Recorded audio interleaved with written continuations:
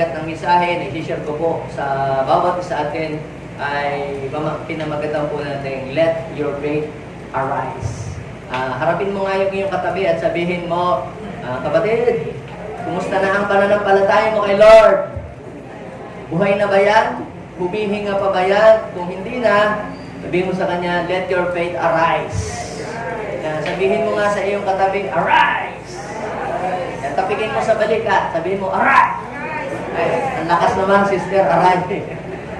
Pag sinabi natin, let your faith arise, ibig sabihin ay hayaan mo na ang iyong pananampalataya ay mabuhay. Bakit kinakailangan ang pananampalataya natin, mga kapatid, ay mabuhay? Kasi po, ang isang tao na ang kanyang pananampalataya ay patay, siya po ay nabubuhay na walang pag-asa. Ang isang tao na ang pananampalataya ay patay, siya po ay paralyzed. Siya ay tamad kumilos, tamad humakbang, siya po ay punong-puno ng takot. Kapag ang pananampalataya po ng isang tao ay patay, makapansin niyo po, mga kapatid, stagnant ang kanyang buhay at walang magandang nangyayari sa kanya. So, paano natin malalaman kung ang pananampalataya ng isang tao ay patay o buhay? Kung ikaw inarito ngayon sa church at ikaw excited na purihin si Lord, excited kang pakinggan ang salita ng Panginoon at nauuhaw ka sa Kanya, sign yan na ang iyong pananampalataya ay buhay pa.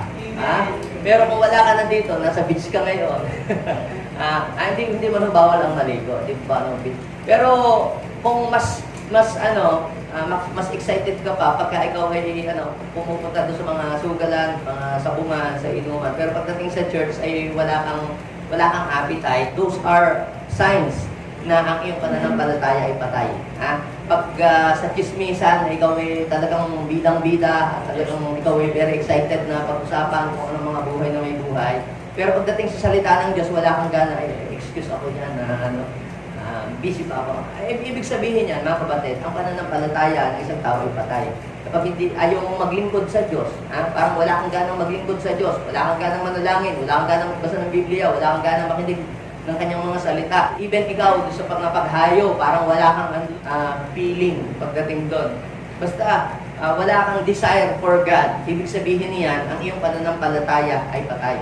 So, kaya kung ang pananampalataya mo ngayon, na nandito ka ngayon, at napapansin mo na parang ang iyong pananampalataya mukhang hindi naman yata buhay, hindi patay, huwag kang mag-alala. Dahil gusto ng Diyos, bago ka umalis dito, buhayin ang pananampalataya mo sa Kanya. At pag nabuhay ang pananampalataya mo sa Diyos, tandaan mo, maraming mga magagandang bagay na mangyayari sa buhay. Kami po yung mga nandito dati, mga patay po ang aming pananampalataya dati. Ako dati, patay ang aming pananampalataya. Wala akong hilig magbasa ng salita ng Diyos. At saka ako, pag na-attend po lamang ng church noon, pag birthday, pag may ililibing, at saka pag Pasko. Pagka ganun po tayo, mga kapatid, kung hindi man patay ang ating pananampalataya, tayo naghihingalo. Attend ka lang sa church, may anniversary. Buti pa, pag nag-anniversary, nabubuhay ang pananampalataya. Tsaka pagka may meeting fellowship, tsaka pag mayroong may birthday, biglang na-attend ka bigla. Tsaka pagka yung may pakain sa church, biglang ikaw nabubuhay. Pero pagka wala nang pakain sa church, ikaw nawawala na. Ibig sabihin ng pananampalataya mo ay hindi nakadepende sa salita ng Diyos, kundi nakadepende lamang sa mga material na bagay. So, hindi po yun ang kondisyon ng ating pananampalataya. Ang kondisyon ng ating pananampalataya ay ang kanyang mga salita, ang mga pangako ng Diyos. So, let us read sa aklat po ng Ephesians chapter 5, verse 14. Sabay-sabay. Sabihin po natin, kaya't sinasabi, gumising ka. Sabihin mo nga sa iyong katabi, gumising ka. Gising na. Yes, ako naman, pastor, gising na. Nakaligo na nga ako, nakakain nga ako, tsaka nakapag-make up pa nga ako, tsaka nakasakay nga ako sa jeep. Nakapag-drive nga ako, pastor, Kaya ako napunta dito, ang hirap namang yatang maligo ng tulog. I believe the Bible is not talking about natural sleeping. The Bible is talking about spiritual na pagkatulog. Kaya sa panahong ito, marami po na mga Kristiyano, kahit Kristiyano na ang kanilang pong pananampalataya ay kung hindi patay ay tulog. At least, iba naman yun kaysa patay. Kasi delikado kasi pagka yung pananampalataya mo ay patay na. Ibig sabihin, totally hindi ka na talaga nag-church. Ikaw kay worldly na. Ang nalabas sa iyong bibig, ikaw ay nagmumura, lahat, ang ginagawa mo ay ginagawa na rin ng taong nabubuhay talaga sa kasalanan. Ibig ang ginagawa mo ay ginagawa na ng isang taong hindi nakakakilala sa Diyos. So kapag ang isang tao ay hindi nakakakilala pa sa ating Panginoong Jesucristo, I am telling you, ang kanila pong pananampalataya ay patay. At ang pananampalataya sa tao ay nabubuhay lamang kapag narinig niya ang salita ng Diyos, tinanggap niya si Kristo bilang Panginoon at sarili tagapagligtas, pinagsisihan niya ang kanyang mga kasalanan, at yun, nabuhay ang pananampalataya. Natawag doon, na born again. Naisilang na muli yung kanyang pananampalataya. Amen. Pero yung ating pananampalataya, mga kapatid, kay Jesus din nabuhay. Pero kung hindi natin aalagaan yun, parang halaman, kung hindi natin didiligan, kung hindi natin lalagyan ng fertilizer, pwedeng mamatay yun. Diba? Katulad ng mga aso nyo, pusa nyo, kung hindi nyo papakainin, pwedeng mamatayan. Yung anak po ninyo na baby, kung hindi nyo bigyan ng gatas at pagkain, pwedeng mamatayan. Ikaw din, pag hindi ka kumain, pwede kang magkasakit at pwede kang mamatay. Ganyan din ang ating faith. Pag hindi natin pinakain, ano bang pagkain ng pananampalataya? Ang salita ng Diyos. The Word of God is the food of our faith. Kapag hindi natin pinid ang ating faith, pwedeng mamatayan. Pwede kang mawala ng relasyon sa Diyos. So, tingnan po natin. Sabi po doon, kaya sinasabi, gumising ka. Sinong pinagigising? Ikaw na natutulog. God is talking to you right now. Kung ang iyong pananampalataya ay natutulog, sabi ng Panginoon sa iyo, gumising ka. Yan. Ikaw na natutulog, magbangon ka mula sa mga patay. Yan. Kung patay na, kahit naman sabihan mo ng sabihan gumising at bumangon, hindi naman talaga nababangon yun. I believe the Bible is talking about a spiritual dead person. Ang mga patay, ibig sabihin nun, yung mga taong mga patay ang pananampalataya. Sabi ng Panginoon, gumising. Yung mga natutulog, bumangon mula sa mga patay. At ano ang mangyayari? Sabi ay, liliwanagan ka ni Kristo. Di nyo po ba napapansin, dati ang buhay natin din sa kadiliman, tayo punong-puno ng galit, puot, sama ng loob, hinanakit, unforgiveness. Pero nung ang salita ng Diyos ay dumating sa atin, natuto tayong magpatawad. Ako nga po, naalam niyo na aking testimony ang aking puso ay punong-puno ng galit, ng hinanakit, punong-puno ng paghihiganti. Pero alam niyo po, nung marinig ko ang salita ng Diyos, nabuhay ang aking pananampalataya, tapansin ko, mga kapatid, from glory to glory, the Lord transformed my life. So kapag nabuhay pala, ang iyong pananampalataya, ang iyong buhay ay hindi magiging kagaya ng dati. So your life will become a blessing to other people. Kapag ang iyong pananampalataya ay nabuhay, hindi lang ikaw ang mapapala. You will become also a blessing to other people. Kapag ang pananampalataya mo ay nabuhay, hindi lang ikaw yung mabe-bless. Your family will be blessed. Your children will be blessed. The people around you will be blessed. Bakit? Because you can influence them with your faith. Kita mo, yung isang taong sumigla, yung mga taong malulungkot, nahahawahan niya din ang sigla ng pananampalataya. Pero yung mga taong papatay-patay, kumusta ka na? Sento ganun.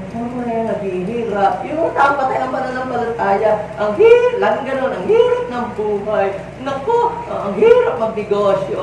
Nako, pahirap ng pahirap ang buhay. Yung mga taong panampalataya po nila patay. Laging negative ang natabas sa kanilang bibig. Pero yung mga taong may buhay na pananampalataya, laging puno-puno yan ng hope sa buhay. Ang deklarasyon nila lagi sa buhay nila, ang buhay nila ay gaganda. Kahit meron silang mga pangit na pinagdadaanan, kahit meron mga negative situations silang mga na-encounter sa buhay, laging sinasabi nila, matatapos din ito, malalampasan namin ito. Yan ang mga may taong mga may buhay ang pananampalataya. Pero kung ikaw ngayon ay puro na negative ang nalabas sa iyong bibig at puro hinanakit na lang at sama ng loob, wala nang magandang nalabas, I'm telling you, baka naghihingalo lang yung pananampalataya. Gusto ng Lord, kapatid, buhayin niya ang pananampalataya mo. At kung ang pananampalataya mo dati buhay, na ngayon nanghihina, gusto ng Lord, i-revive muli yung iyong faith. Ibalik ka uli doon sa dati mong faith. Noon, sa Kanya. Yung dati mong init, dati mong alab kay Lord, gusto ni Lord na i-revive muli. Iyon. Alam mo yung dati kang buhay ang pananampalataya mo, nag-share ka ng Word of God, nag-i-invite ka ng mga tao, ang salita ng Diyos yung panapangaral, lagi kang nagpapatotoo sa ginawa ni Jesus sa buhay mo. Pero ngayon, hindi mo na ginagawa, hindi ka na nagpapatotoo. Di ba? Puro na lang mga negative yung sinasabi mo. Dati nun, ang gaganda ng sinasabi mo na ginawa sa iyo ng Diyos. Pero ngayon sinasabi mo, lagi na lang puro pagreklamo, puro na lang hinakit, sama ng loob. Kapatid, that is a sign na iyong pananampalataya, kung hindi may sakit, naghihingalo, umalapit ng mamatay. At yung iba, hindi na talaga nagsasalita patungkol sa Diyos. Wala nang sinasabing maganda patungkol sa Diyos na ginawa. Lahat na lang pangit, lahat na lang sinisisi ang Diyos sa lahat ng nangyari sa buhay niya. Kapatid, yun ay sign na ang pananampalataya ng tao ay meron ng defect. At I am telling you, God is talking to you right now. Ano ang sabi ng Panginoon sa Ephesians chapter 5, verse 14, sabi niya sa English, "Therefore, it is said, awake, oh, sleeper." Hindi yung chinelas yan, yung mga natutulog. Okay? "And arise from the dead." Is your faith is dead right now? Ang sabi ng Panginoon, arise and Christ shall give you light. Baka nadidiliman ka pa ngayon sa problema mo na pinagdadaanan. Pero kapag ikaw ay bumangon by faith, ang buhay mo ay liliwanag. Magliliwanag ang buhay mo. Yes, maaari sabi mo, ang dilim-dilim ng buhay ko. Ang hirap-hirap ng sitwasyon ko ngayon. Basta, tumindig ka lamang by faith. Rise up by faith. Kung iniisip mo na hindi mo kaya na magtagumpay, kung iniisip mo na hindi mo kayang magpatuloy, basta, humakbang ka lang, tumindig ka lang, and God will give you light. Liliwanagan ka ng Panginoon. Ibig sabihin, tutulungan ka niya sa sitwasyon mo, even though you are in a hopeless situation. Now, the question is, how our faith will become alive? Paano ba ang pananampalataya natin? Kung ang pananampalataya natin naghihingalo, o dumating yung time na ang pananampalataya natin ay maghingalo, o dumating yung time na ang ating pananampalataya ay mamatay, o dumating yung time na ang ating pananampalataya ay makatulog, how our faith will become alive? Paano natin gigisingin ang ating faith kung sakaling tayo ay makatulog? Kung sakaling ating pananampalataya ay mamatay, huwag naman sana. Pero God is talking to us right now. Kaya sabi nga ng Panginoon sa kanyang mga disciples, na magkakasama pa sila, ipinagpapakuna ko na ang lahat. Pag kayo ay sumunod sa akin, makaka-experience kayo ng mga pagsubok sa buhay. Makaka-experience kayo ng mga persecution. Pinagpapakuna ko na sa inyo. Gusto niyo sumunod sa akin. Pero, sabi ng Lord, huwag kayong matakot, huwag kayong mag-alala. Sasamahan ko kayo. Hindi ko kayo iiwanan, hindi ko kayo pababayaan. That is what Jesus has promised to His followers. Now, anong gagawin natin? Paano natin bubuhayin ang ating pananampalataya? So, may 4 na mahalagang bagay po ako na isi-share po mula sa salita ng Diyos na nakita ko. Number 1, anong dapat natin gawin para ang pananampalataya natin ay magising? Una, believe that Jesus was resurrected. Dapat paniwalaan mo na ang Panginoong Jesus ay nabuhay. Pag sinabing resurrected, ibig sabihin ay nabuhay, muling nabuhay ang ating Panginoon. Bakit? Ba ang Panginoon ay namatay? So, debate nga yan ng mga different religion. May mga religion, di naniniwala na si Jesus ay muling nabuhay. Kasi ang kanila pong belief, si Jesus ay hindi God. Si Jesus ay tao lang. Dahil si Jesus daw ay nauhaw. Totoo naman nga. Si Jesus daw ay nagutom. Ay totoo naman nga. Dahil sabi ng Bible, nagutom naman nga sila. Si Jesus ay napagod. Totoo naman nga na napagod ang Panginoon. Si Jesus daw po ay natulog. Totoo din dahil sa Bible. Si Jesus ay namatay. Totoo nga. Hanggang doon lamang po ang kanilang pagkilala sa Panginoong Jesus. Pero pagdating po doon sa sinabi ng Bible na si Jesus ay muling nabuhay, stop na sila doon. Di na nila pinaniniwalaan. Sabi ng Bible, si Jesus ay nagutom, pinaniniwalaan nila. Sabi ng Bible, si Jesus ay natulog, pinaniniwalaan nila.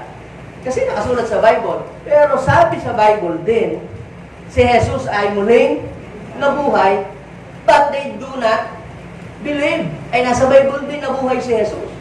So, ibig sabihin, pagka nasa salita ng Diyos, tanggapin mo. At yun ay katotohanan. Sabi ng Bible, si Jesus ay Diyos.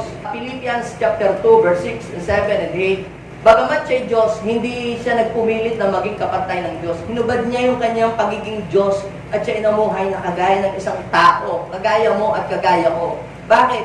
Para ma-feel niya kung ano ang situation ng tao.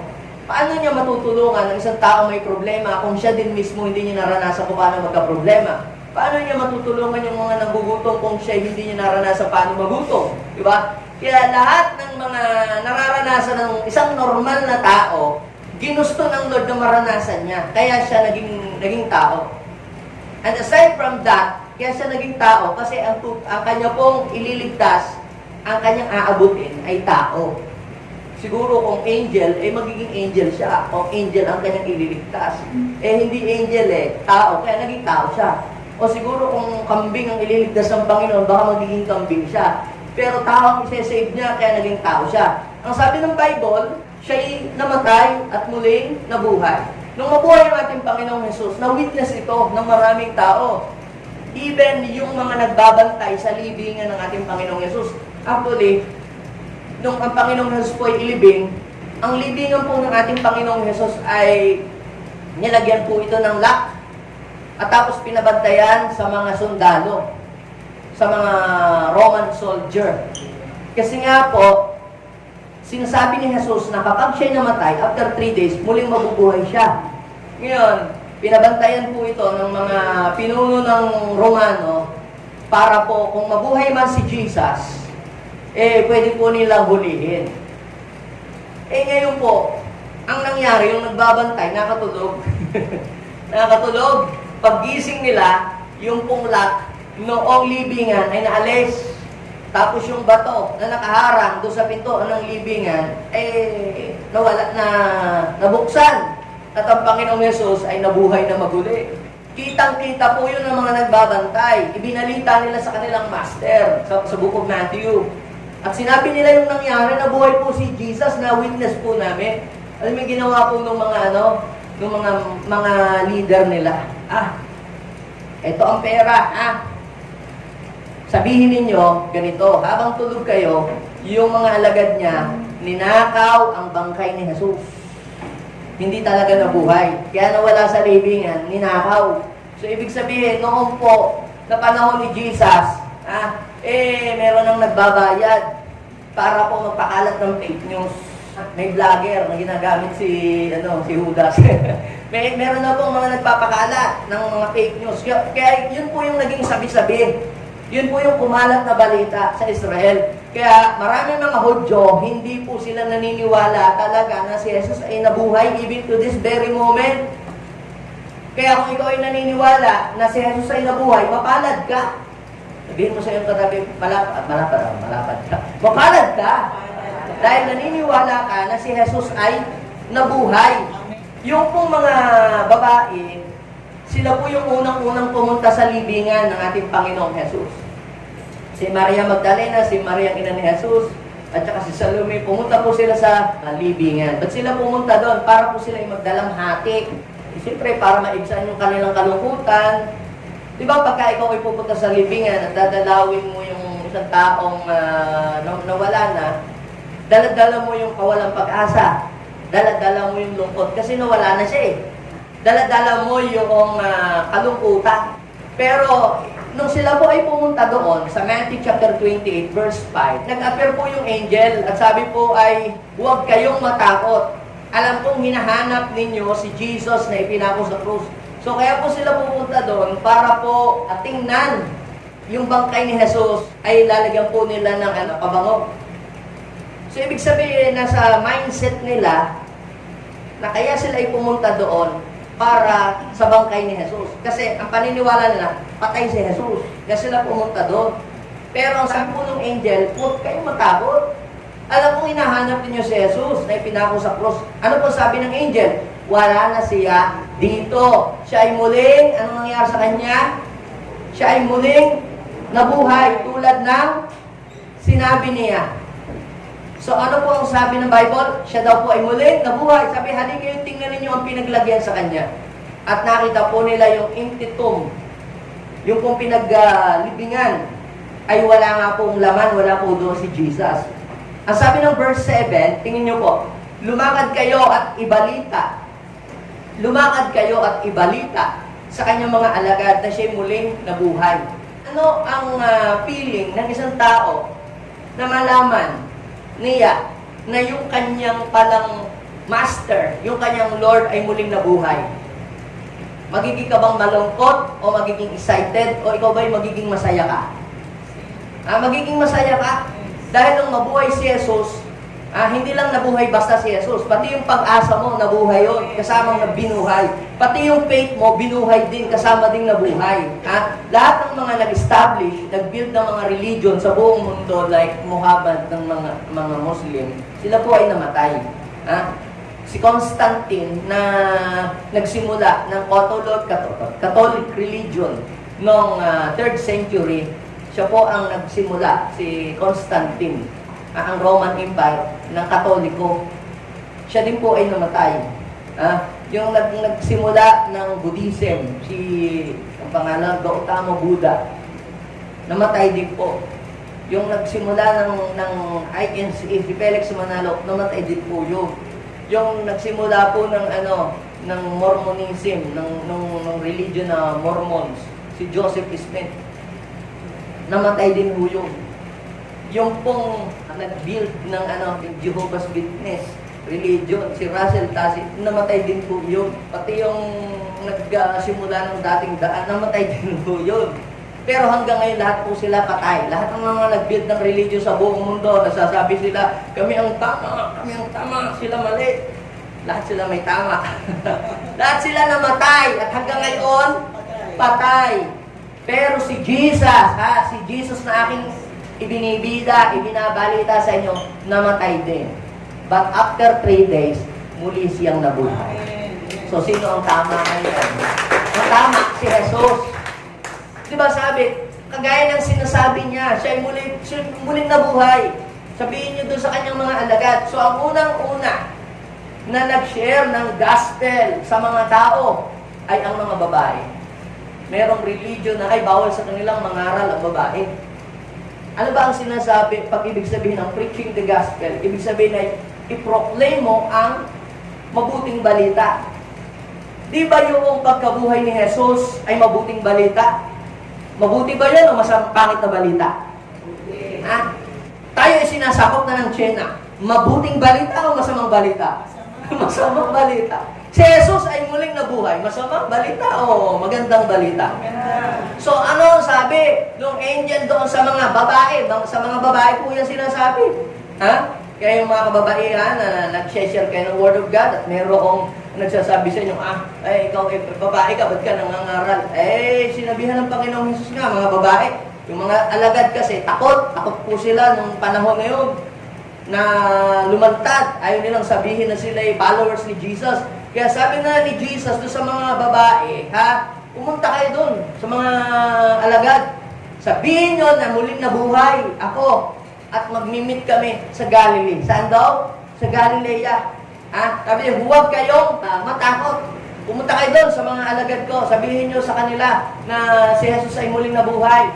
Mauuna ang Panginoon sa kanila sa Galilea. Sabi, pumunta kayo doon. Inimit po ni Lord ang kanilang mga alagad. Saan? So, ibig sabihin, yung Galilee is a place kung saan doon nag-perform ng miracle si Jesus. Yung Galilee is a place where the house of Jesus is there. Yung lugar kung saan nandun yung bahay ni Jesus. Yung place kung saan nagpiperform si Lord ng miracle sa Sea of Galilee. Kaya nung linggo ng pagkabuhay, yung mga alagad saan pumunta?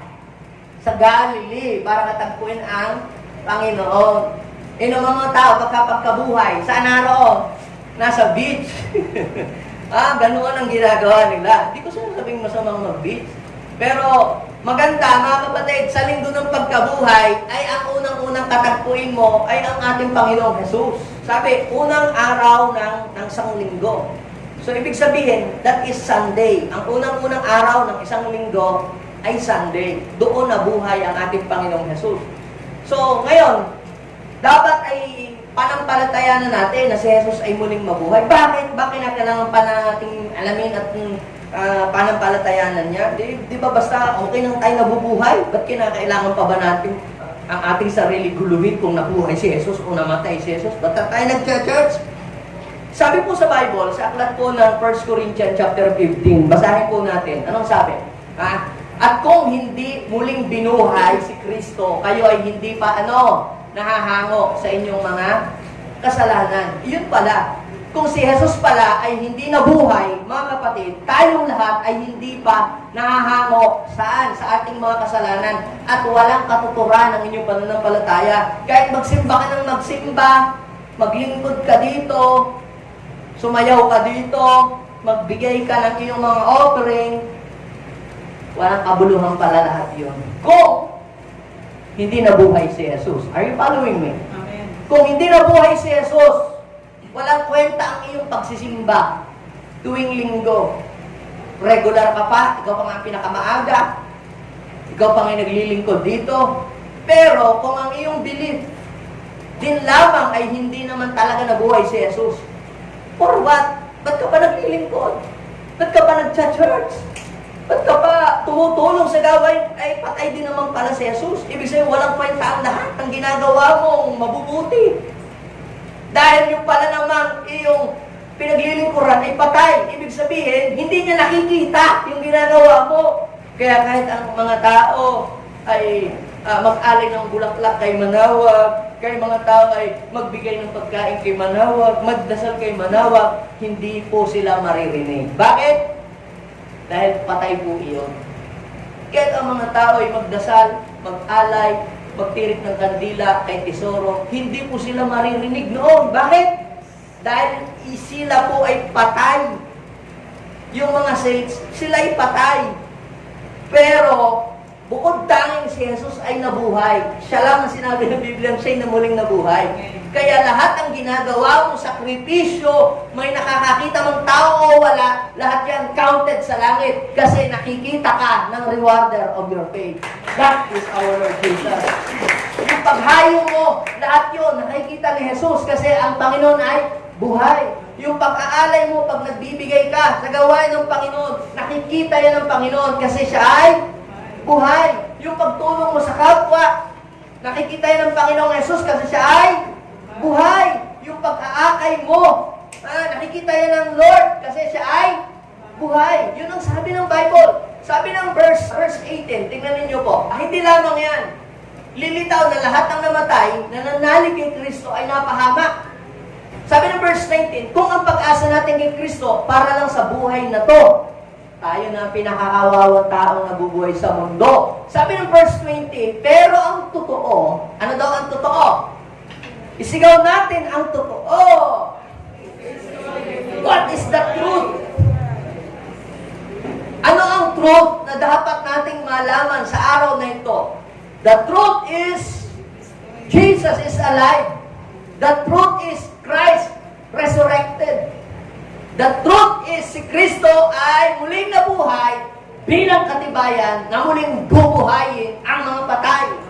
Yung lola mong namatay, kung sila'y sumampalataya kay Jesus, sila'y mabubuhay sa piling ng Diyos. At maging ikaw, nanampalataya sa ating Panginoong Jesus, mawala ka man dito sa mundo, ikaw ay muling bubuhayin ulit ng ating Panginoon. Yun ang sabi ng Biblia. Kapag ikaw ay sumampalataya sa Panginoon, ikaw ay muling bubuhay ng Diyos. Kung paano si Jesus ay muling nabuhay, ikaw na sumampalataya sa Kanya ay muli rin mabubuhay. Kaya sabihin mo sa iyong katabi, dapat panampalatayanan mo na ang ating Panginoong Jesus ay muling nabuhay. Sino dito ang nananampalataya sa Kanyang puso na totoo na si Jesus ay muling nabuhay? Sabihin natin, nabuhay si Jesus. Nabuhay si Jesus. So kung buhay ang ating Panginoong Jesus, pag ikaw ay nagpupuri, dapat alive. Hindi yung mas alive ka pa, pag kumakanta ka doon sa video, okay. Pero pagdating kay Lord, mahal na mo. Ay, kay mo doon. Parang tayong may funeral service. Dapat ay masigla ang ating pag-awit. Dapat ay masaya. Bakit? Ay nabuhay yung ating Lord Nabuhay yung ating Panginoon Kaya dapat din, buhay ka. Meron kang sigla. So tuwing pupunta ka sa church, masigla ka kasi ang iyong pinaglilingkurang Diyos ay buhay. Now, sa Bible, meron pong dalawang uri ng pagkabuhay. Pansinin po ninyo ito. Sa John chapter 5, verse 25, ano yung dalawang uri ng pagkabuhay? Basahin natin. Tandaan nyo, darating ang panahon, ngayon na nga, kailan daw? Ngayon. Sabi, today, ano daw yun? Na maririnig ng mga patay ang tinig ng anak ng Diyos. Ibig sabihin ng tinig ay yung Word of God. Yung tinig ng Diyos. Kung kayo nakakarinig ng preaching at ikaw ay lumalakas, sumisiglang yung puso, ibig sabihin, nakakarinig ka ng tinig ng anak ng Diyos. Merong life na nag-ooperate inside you. So, sabi doon, darating araw, huwag kayong magtaka. Ngayon na nga, na maririnig ng mga patay. Ang alin daw, yung tinig ng anak ng Diyos. At anong mangyayari kapag ka narinig ng mga patay ang tinig ng anak ng Diyos, sila daw po ay mabubuhay. Sinong patay ang tinutukoy dyan? Sinong patay ang tinutukoy? Yung mga patay ang pananampalataya. Ibig sabihin, yung spiritual dead. Yung patay sa spiritual. Yes, maraming tao naglalakad, pumupunta sa beach, pumupunta sa mall, but their faith is dead. At mabubuhay lamang ang kanilang pananampalataya kapag ang gospel ay kanilang narinig. Doon pa lang mabubuhay ang pananampalataya. Doon lang nabuhay ang ating faith kay God nung marinig natin ang salita ng Diyos. So, yun po. Una, kinakailangan mabuhay ang ating pananampalataya. Spiritual resurrection. Pangalawa, basahin natin, tuloy-tuloy. Ang sabi niya po doon, binigyan ng kapangyarihan si Jesus na magbigay daw po ng buhay. Binigyan siya ng Ama. At sapagkat binigyan din po siya ng kapangyarihan humatol. Sa verse 28, basahin natin yung verse 28. Huwag ninyo itong pagtakhan, sapagkat darating ang oras na maririnig ng mga patay. Bakit inulit? Di ba nasabi na kanina, ngayon na nga. Pansin niyo po yung word, darating ang panahon, ngayon na nga. Na tinutukoy, today. Present. Tapos, pagdating sa verse 28, future, di ba? Huwag kayo magtaka. Bakit? Sapagkat darating ang oras. Ibig sabihin, future. Yung isa, today, di ba? Ngayon. Yung isa, darating ang oras, darating ang panahon. Ibig sabihin, paparating pa. Hindi pa nangyayari. Na ano? Maririnig ng mga patay ang kanyang tinig. So, Jesus is talking about literal dead people. Na darating ang araw in the future, sa kanyang pagbabalik, maririnig ng mga patay. Yung physical na patay. Ang tinig ni Jesus, kasi bubuhayin ng ating Panginoong Hesus sa kanyang pagbabalik, yung mga namatay, nananalig sa kanya. Ang sabi, sila'y muling mabubuhay at lalabas sa kanilang libingan. So that is what? That is dead physically kasi may libingan eh. Yung kaninang patay na isa, walang libingan. Sabi dito, sila'y muling mabubuhay at lalabas sa kanilang libingan at lahat ng gumagawa ng mabuti, pagkakalooban ng buhay na walang hanggan at lahat ng gumagawa ng masama ay parurusahan. So, anong tinutukoy doon na pagkabuhay? Natural resurrection. So, now, listen. Before you can experience physical resurrection, first you must experience spiritual resurrection. Bago mo maranasan ang physical na pagkabuhay, pag ikaw ay namatay, sabi ng Bible, ay kayo bubuhayin, pero bago mo maranasan yung physical na pagkabuhay, dapat ngayon muna mabuhay ang pananampalataya mo. Dahil hanggat hindi nabubuhay ang pananampalataya mo kay Kristo, pagbalik ni Jesus, hindi ka kasama doon sa bubuhayin. Ang bubuhayin lang ni Jesus ay yung mga tao na nakarinig ng gospel, nabuhay ang faith, yun lang ang bubuhayin. At isasama doon sa kanyang feeling. How's your faith, kapatid? Is it dead or alive? How's your faith? Is it dead or alive? Kung buhay ang pananampalataya mo ngayon kay Kristo, umanda ka, mawala ka man dito sa mundo, bubuhayin ka ni Kristo. Palapakan natin si Lord. Pangalawa ito. how our faith will become alive. Pangalawa, remember God's wonderful promises to you. Sabihin natin, remember. Actually, ang mga pangako ng Diyos na isinulat sa Biblia, yan ay ang kanyang mga salita. Ang salita ng Diyos, yan ang nagsusustain ng faith natin para ang ating faith ay umandar o mabuhay.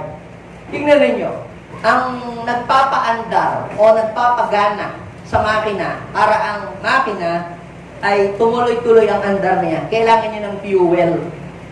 Pag nawala yung fuel, the engine will stop. Gayon din, ang Word of God, kailangan natin tuloy-tuloy na marinig. Yung pangako ng Diyos dapat lagi nating mapapakinggan, mababasa. At kapag nababasa natin yun, lalakas ang ating loob, nagkakaroon tayo ng pananampalataya, sabi ng Romans chapter 15, verse 4, kapag nababasa natin ang mga pangako ng Diyos, sumisigla tayo at nagkakaroon tayo ng pag-asa. Now, tayo, dahil sa dami ng mga pagsubok na nararanasan natin, ng mga negative experiences sa araw-araw na bubuhay, minsan ang ating pananampalataya humihina. Minsan nawawala na tayo ng pag-asa. Minsan akala natin, pinabayaan na tayo ng Panginoon. Minsan nagrereklamo na tayo sa Diyos.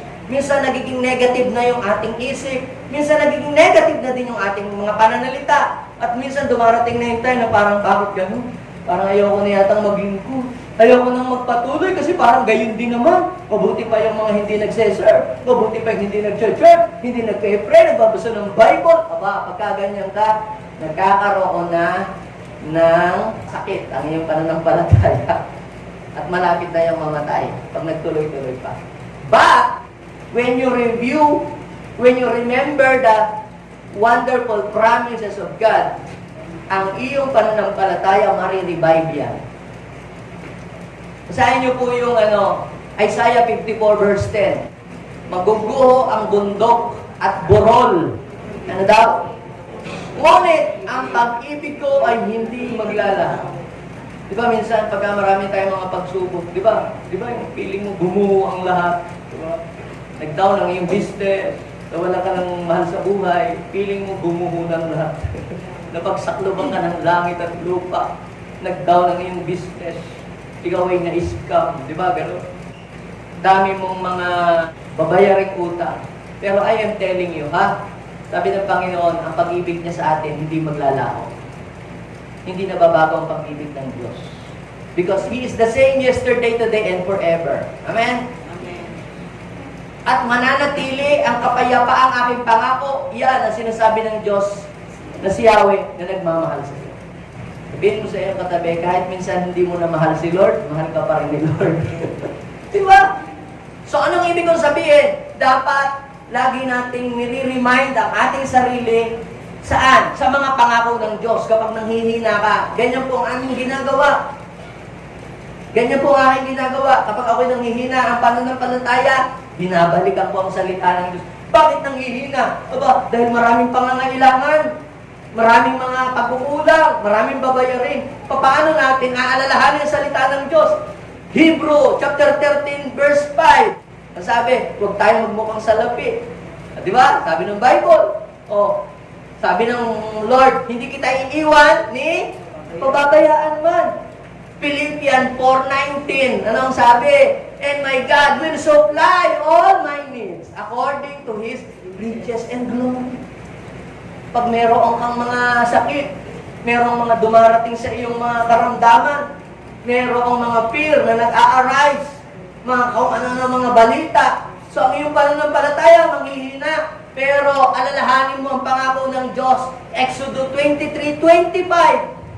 Serve the Lord only.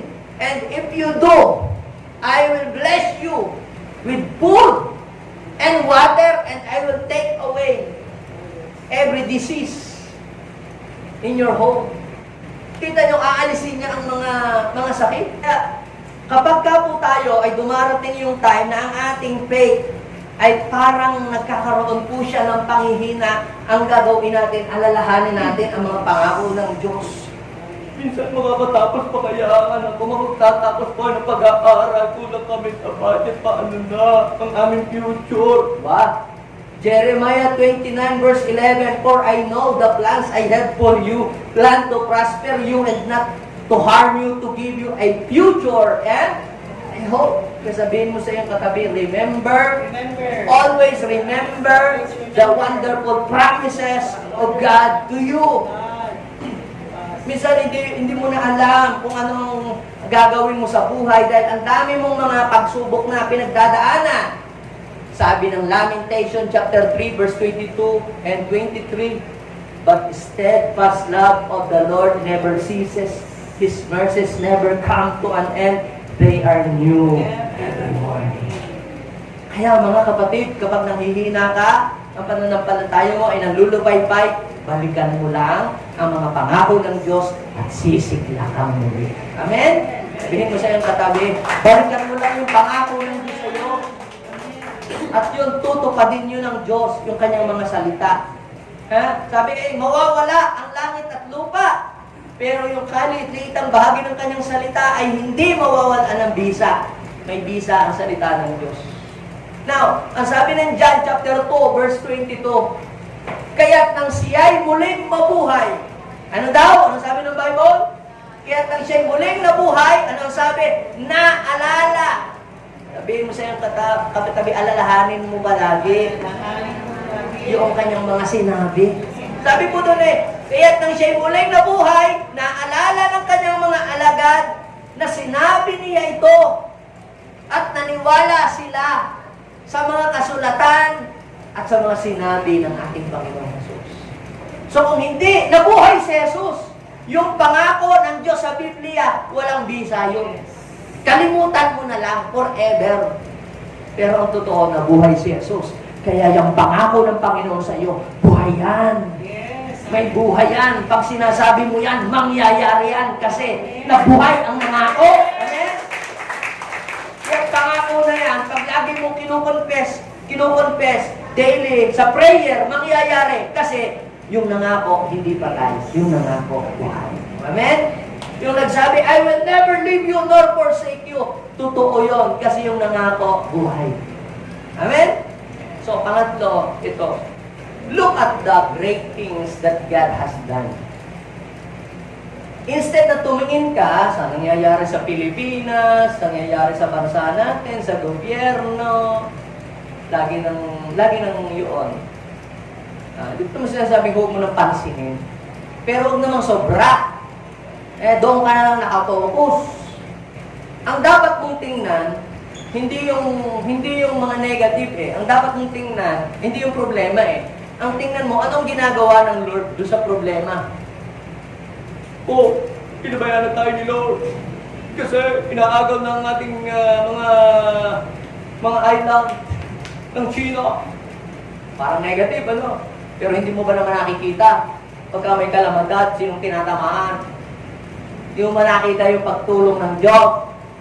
Pag nagkaroon ng kalamidad, sinong binabaha? Di ba sila ang unang-unang tinatamaan? So dapat tingnan mo na lang yung bang ginagawa ng Lord. Huwag mong tingnan yung problema. Ang tingnan mo, may ginagawa si Lord doon sa mga problema natin. Now, noong ang ating Panginoong Jesus ay mamatay, yung pong mga kababaihan, yung sabi ko kanina, yung tatlong babae, si Maria Magdalena, si Salome, sino pa ba yung iba pa? Ngayon sila po, bumili ng pabango. At dadalahin po nila yan doon sa libingan ni Jesus para ibabalsamuhin. Pampunas. Yan. Ngayon, sila po ay namomroblema. Sabi po doon sa Mark chapter 16 verse 1 hanggang verse 4. Pagkaraan ng araw ng pamamahinga. So, ang araw ng pamamahinga ng mga Hodyo ay Saturday. Kaya Sabat. Okay. Ang araw ng pamamahinga, Saturday, ng mga Hodyo. Si Maria Magdalena at si Mariang ina ni Santiago at si Salome, yung mga three sisters, bumili daw po sila ng pabango para ipahid sa bangkay ni Jesus. At ng linggo ng umaga, yun po yung first day of the week, linggo. Anong ginawa nila? Pag sikat ng araw, sila ay pumunta sa libingan. So habang daan, sila po ay namumroblema. Ano ang kanilang pinaw-problema? Anong pinoproblema nila? Namomroblema sila. Nag-uusap-usap sila habang daan kung sino daw po ang mapakikiusapan na magpagulong ng bato na nakatakip sa libingan. Bakit? Namomroblema sila. Kasi alam natin, pag babae, mahinang bumuhat. Diga? Mahina ang babae, mas malakas ang lalaki na bumuhat kaysa sa babae. Kaya sila nag-uusap-usap, may problema tayo, Mars. Ano ba ang problema? Paano tayo makakapasok sa libingan ni Jesus? Ang laki-laki ng nakaharang na bato doon. Paano tayo makakapunta doon? So, nakikita nila yung malaking problema. Diba? Kaya sabihin mo sa iyong katabi, kung may nakikita kang malaking problema sa harapan mo, tumuloy ka lang. Sino dito yung a-attend na sana muntik na hindi natuloy, pero tumuloy din? Tumuloy ka lang. Sabihin mo sa iyong katabi, tumuloy ka lang. Basahin natin yung verse 4. Basahin niyo po yung verse 4. Napakalaki ng batong iyon. Tanangin mo yung katabi, gano'n ba kalaki ang problema mo? Sabihin mo sa iyong katabi, huwag kang masyadong mag-focus doon sa problema mo. Mag-focus ka sa kayang gawin ng Panginoong Jesus doon sa malaking problema mo. Ang sabi po ng Bible, napakalaki daw ng batong iyon. Kaya gayon daw po yung kayang sinabi. Ngunit, nang tanawin nila ang libingan, nakita nila na igulong na ang bato. Now, I am telling you, hindi ko alam kung ano yung bato, kung ano yung problema na nakikita mo sa sitwasyon mo, sa anak mo, sa family mo, sa buhay mo, sa trabaho mo, sa business mo, sa ministry mo, sa pag-aaral mo. Hindi ko alam kung anong bato yun. Maaaring yan ay utang, maaaring yung batong yan ay sakit, maaaring yung batong yan ay problema. Hindi ko alam. Pero tumuloy ka lang at makikita mo yung batong yon, iginulong na ng ating Panginoong Jesus. Sabihin mo siya, tuloy lang. Sabi sa English, sa New King James Version, but when they look up, sabihin natin, look up. So anong dapat mong gawin? Para panampalataya mo ay mabuhay, look at what God has done. Tingnan mo kung ano yung kayang gawin ng Lord sa problema mo. Look at the great things that God has done to you. And sabi doon, when they what? Look up, they saw that the stone had been rolled away, for it was very large. God is talking to you right now. Ano man yung mga malalaking problema sa harapan mo na nakikita mo, magpatuloy ka lamang. Rise up, stand up at your faith. I am telling you, the stone has been rolled away. Iginulong na. Bakit? Dahil nabuhay si Jesus. Sinong magtatanggal? Si Lord. Kaya sabihin mo sa iyong katabi, yung hindi mo kaya, si Lord ang magtatanggal. Papagulungin ng Lord yan. Amen? Amen. Yes, palapakan natin ang Lord.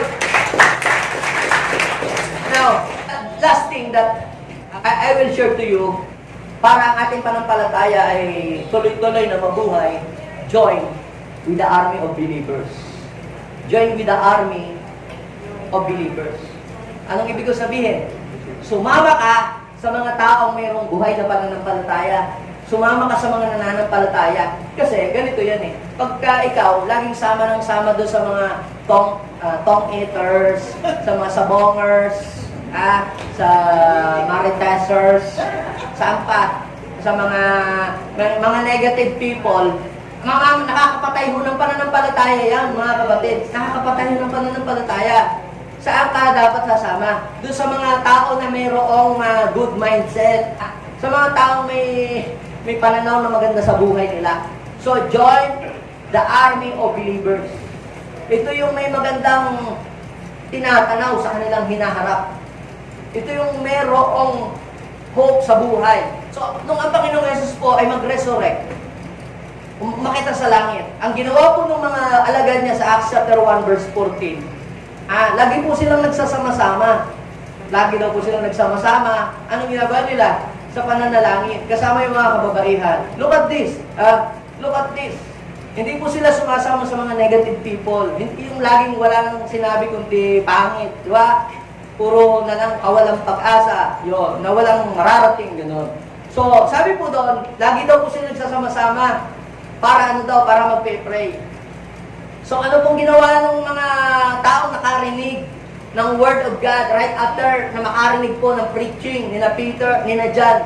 Sabi po sa Acts chapter 2 verse 42, sabi doon, nanatili sila sa tinuro ng mga apostol. Sila daw po nagsasama-sama bilang magkakapatid. Nagpipira-piraso daw po ng tinapay at nananalangin. Look at this. Para ang pananampalataya mo ay tuloy-tuloy na mabuhay, sumama ka doon sa mga taong may pananampalataya rin. Sumama ka doon sa mga taong may pananampalataya din. Pag lagi kang sumasama sa mga negative people, yung pananampalataya mo, may tendency na yan ay mamatay. Kaya po ako ay nagkaroon ng pananampalataya na makapag-build ng mga churches, ay sumama ako dun sa mga taong may pananampalataya nagbi-build ng mga churches. Ang pananampalataya natin ay ito ay lumalakas pala kapag tayo ay sumama doon sa mga taong mayroong strong faith din kay God. Sa Acts chapter 2 verse 1 to 4, nagsasama-sama yung mga believers. Tapos habang po sila nagsasama-sama, sila ay nasa isang lugar. Nasa isang lugar sila. Tapos nung po sila ay nananalangin, mula daw po sa langit, ay meron daw po silang narinig na isang malakas na sound. A violent sound coming from heaven. At yun daw pong place na kanilang pinagtitipunan ay napuno ng kapuspusan ng Diyos at lahat po sila ay nabaptize ng Holy Spirit at sila pong lahat ay nagsalita sa ibang wika. Ayon sa kakayahan na ibinigay ng Panginoon. Now, ano pong ibig sabihin nito? Kapag tayo ay nagsasama-sama, mga kapatid, yung Espiritu ng Diyos ay bumababa sa atin at pinapalakas ng Diyos ang ating mga pananampalataya. Every time na tayo ay nagagather, the wind of the Spirit is blowing us, breathing us. Kaya kung ikaw'y pumunta dito na mahina ang faith mo every Sunday, ba? Monday, Tuesday, Wednesday, Thursday, Friday, Saturday, humina ang iyong faith kasi ang dami mong problema, ang dami mong ma-encounter na mga pagsubok sa buhay. And then, naghihingalo ka, kaya ka na nga makakiyat sa taas. Kaya ka na nga makakanta, makapalakpak kasi nangihina ang iyong faith. Pero kapag ikaw ay binabaan ng Espiritu ng Diyos, sisigla muli ang iyong pananampalataya. Lalakas ka uli at kaya mong magpatuloy sa takbuhin na nasa iyong harapan. Come on! Let your faith arise. Tayo na kayo. Sabihin mo sa iyong katabi, let's arise and shine. Amen? Let's arise. Nabuhay si Jesus. Kaya dapat ang ating pananampalataya ay maging buhay din. Sa oras na ito, kung ikaw ay pumunta dito ng iyong pananampalataya ay naghihingalo, ayaw ng Lord na ang pananampalataya mo ay mamatay. God has already provided a solution para ang pananampalataya mo ay muling mabuhay. Ang kailangan mo lang gawin, believe that Jesus was resurrected. Remember what God has promised. Kung ikaw ay parang nawawala na ng pag-asa sa buhay, kung ikaw ay parang nangihina ka na, just remember the wonderful promises of God to His children. Look on what God has done and join to the army of believers, yung mga naniniwala din sa Diyos. At ikaw ay mabubuhay ang iyong pananampalataya. Makikita mo, unti-unti, na nagkakaroon ka ng pananampalataya sa Panginoon. At ma-overcome mo na. Dati noon, ang dali mong sumuko. Dati noon, ang dali mong mag-give up. Dati noon, ang dali mong umayaw sa isang bagay. Konting problema lang. Dati noon, naninisi ka na agad ng ibang tao. But now, gusto ng Diyos i-revive ang iyong faith dahil may plano siyang maganda pa sa buhay mo. Mayroon pa siyang gustong gawin sa buhay mo. Yes, hindi ka mananatiling ganyan forever. God want to restore your faith. God want to make your faith alive in Jesus' name. Yes, ang tanong, gusto mo bang mabuhay ang iyong pananampalataya? Gusto mo bang i-revive ng Lord ang iyong pananampalataya? Ang kailangan mo lang gawin, lumapit ka sa Kanya, magpakumbaba, humingi ka ng tawad, Aminin mo ang iyong pagkukulang at ikaw ipapatawarin ng Panginoon. Hindi tinitingnan ng Diyos kung gaano karami ang iyong mga pagkakasalang nagawa. Ang tinitingnan ng Diyos ay kung ikaw ay handang magpakumbaba, handa ka bang aminin mo ang iyong mga pagkakamali, handa ka ba na pagsisihan ang lahat ng mga kasalanan mo sa buhay, handa ka ba na manampalataya sa Kanya? Ang Diyos ay handa din na ikaw ay tulungan. Kapatid, nakahanda din si Lord para ikaw ay kanyang tulungan. Sige, manalangin ka, lumapit ka sa Panginoon. Sabihin mo sa Kanya, Lord, buhayin mo po ang aking pananampalataya. Bigyan mo po ako ng buhay na pananampalataya. Kung ang pananampalataya mo sa tingin mo ay parang nanghihina, kung pananampalataya sa tingin mo ay parang nalulupaypay at naghihingalo, kapatid, nabuhay si Jesus. Dapat ang pananampalataya mo ay mabuhay din. Yes, Lord, hallelujah, buhayin mo po ang pananampalataya ng iyong mga anak.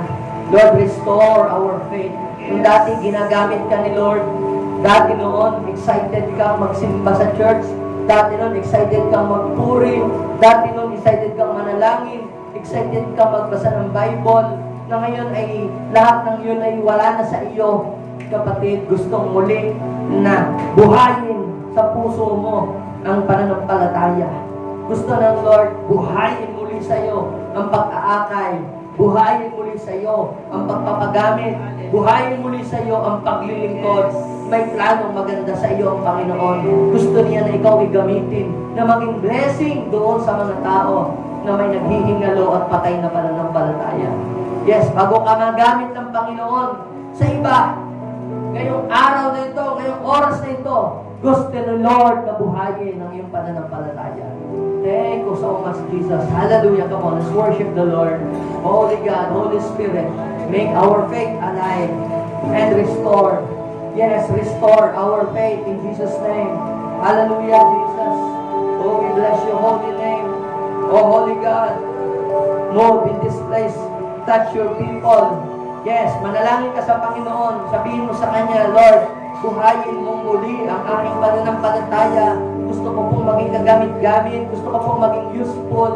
Lord, ayoko po ng ganito. Ayoko ng taga-attend lang. Ayoko nang attend lang ako. Gusto ko, Lord, may ginagawa ko sa iyong kingdom. Gusto ko po, Panginoon, Lord, na mag-create ng impact sa buhay ng ibang tao. Lord, I want to become a good influence, oh Lord, to other people. Hallelujah. Lord, mag-create ka ng mga kakaibang mga patutuo. Ngayon, Lord, ng kabutihan ng Diyos. Oh, thank you so much. Bless these people, oh Lord. Yes, hallelujah. Pwede ba tayo manalangin? Lagyan niyo po ang inyong mga kamay sa inyong puso. Sabihin po natin, Panginoong Jesus, maraming salamat dahil ikaw ay bumaba dito sa lupa mula sa iyong trono upang ako'y abutin at tubusin sa aking mga kasalanan. Nananampalataya ako, Panginoon, na ikaw ay namatay upang ako ay tubusin sa kasalanan. At ikaw ay muling nabuhay bilang tanda na lahat ng naniniwala sa iyo ay mabubuhay din sa huling araw. Patawarin mo ako, Panginoon, sa aking mga kasalanan na nagagawa sa iyong banal na harapan. Linisin mo ang aking puso. Tulungan mo po ako, Panginoon, na mabago ang buhay. Hindi ko po kayang baguhin ang aking mga ugali. Ikaw lamang, Panginoon, ang may kapangyarihan na makapagbabago sa akin. Tinatanggap kita sa puso ko bilang aking Panginoon at sariling tagapagligtas ng aking buhay. Salamat, Panginoon. Mula ngayon, inaansin ko na ang aking pananampalataya ay buhay na buhay. In Jesus' name, amen and amen. Ako lang magpe-pray. Bless these people and make their faith alive, Panginoon. Make them excited again sa pagpupuri, excited sa pananalangin, excited sa pagbabasa ng salita mo, excited sa pagdalo sa gaway, excited sa pag-aakay, excited sa paghayo, excited sa patotoo, excited muling magtrabaho, magnegosyo, excited na mag-aral ang mga may buhay na pananampalataya. Maraming salamat To you alone the glory and honor, thanksgiving. In Jesus' name, Amen.